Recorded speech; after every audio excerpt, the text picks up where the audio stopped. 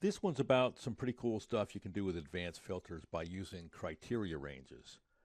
We're going to start by looking at what the criteria range is, using some mathematical comparisons, and we're going to copy those results to a new location and rearrange and pick and choose which columns we want. And then we're going to build a criteria that has an OR functionality and then an AND functionality. And then we'll build a criteria that looks for an exact match, followed by filtering on some text, where Excel looks for that text string within the larger text string, and we'll be able to define criteria with a fairly complex formula. And finally, we'll take a look at using wildcards in our criteria ranges. So I have some data set up in this worksheet, beginning in row 15 with a date of a sale to a customer. There's 4 customers. Involving a product, there's 4 different products for a price, a quantity that was sold, and then an extended amount for the sale in column G. And above the data, I've set up some criteria ranges. Now, these criteria ranges don't have to be above the data. They can be anywhere in the workbook. And they also don't have to be aligned with the column for which they apply. And when you set up these criteria ranges, you can set up as many rows as you want. In criteria 5, I've got 3 rows. In criteria 4, I've got 2. All the rest of them, of course, have 1. And these criteria ranges that are set up reference the column headers. Criteria 1 is a criteria for product. The word product is in B6 and the word product is in D15 because criteria 1 applies to the content that's in column D. So how do we set this up? I'm going to first select a cell in my data range and then left-click the Data tab and go to the Sort and Filter group and left-click the Advanced Filter. And Excel has filled in some of the values in this Advanced Filter dialog box. Yours might look a little different. Excel remembers the last filter that you applied, and I'm going to check the criteria range and change it to criteria 1. I'm going to scroll up a little bit. Criteria 1 is the equals. We want all the products that equal meat sauce. We're going to filter the list in place. I'm going to left-click OK. And paging down, we have filtered the data so that in column D, we only display the records that have meat sauce as the product that was sold. I'm going to left-click and clear that filter. Left-click the Advanced Filter again. Change the criteria range to the second criteria, scrolling up. Does not equal the mathematical comparison. Left-clicking OK. And now when I page down, meat sauce is not displayed on any of the records. We can also, of course, do the mathematical comparison of greater than, left-clicking OK. All the quantities listed in column F are greater than 80. And of course, less than works the same way. I'm going to clear that. And just as we could when we use the advanced filter without using criteria ranges, we can copy our output to a different range and select the columns that we want in that output and even determine the order of those columns. So I'm going to apply that last filter again, only I'm going to choose to copy to a new location, and I'm going to select all of the headers, left-click OK. And now the filter has not been applied to the data that was filtered. We've just copied the results of the filter to a new location. And even though the filter was based on quantity, column F, we did not have to include that column in our output. Now, when you're setting up these criteria ranges, the ordering of the items below the headers is important. Criteria 4 has product as the header that we're going to filter on. And I have a list that includes meat sauce and sauce. When you structure a criteria range like this, you're asking Excel to find either meat sauce or sauce, so that when I apply the filter,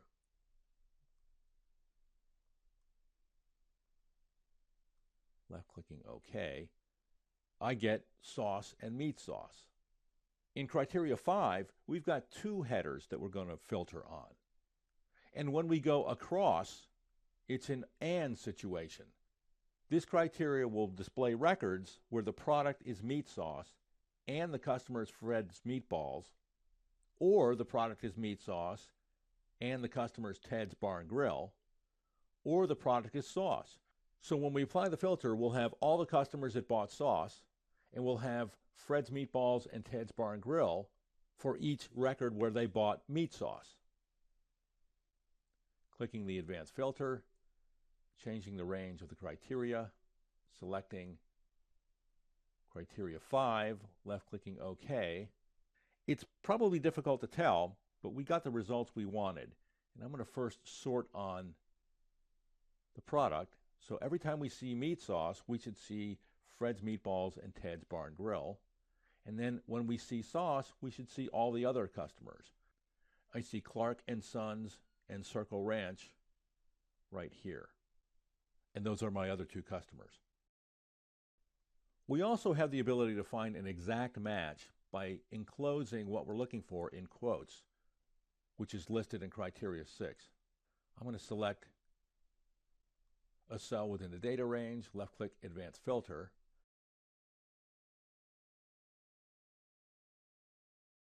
And change the criteria range to the criteria 6. Now, since this is an exact match, we shouldn't find any matches. We have meat sauce, but we don't have any products with just meat as the description. When I left-click OK and the filter is applied, we have no matches. I'm going to clear that, and I'm going to go to the next criteria.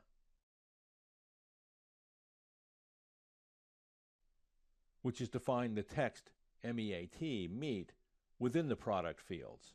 Left-clicking OK. Now we get meat sauce. Paging down and paging back up. Now there's a lot of flexibility that can be built into this logic, this OR and AND logic, scrolling up, with criteria 4 and criteria 5.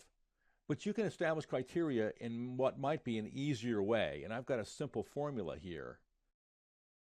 To set this up, where there would be a column header in D12, you leave that blank. There has to be 2 cells in the criteria range.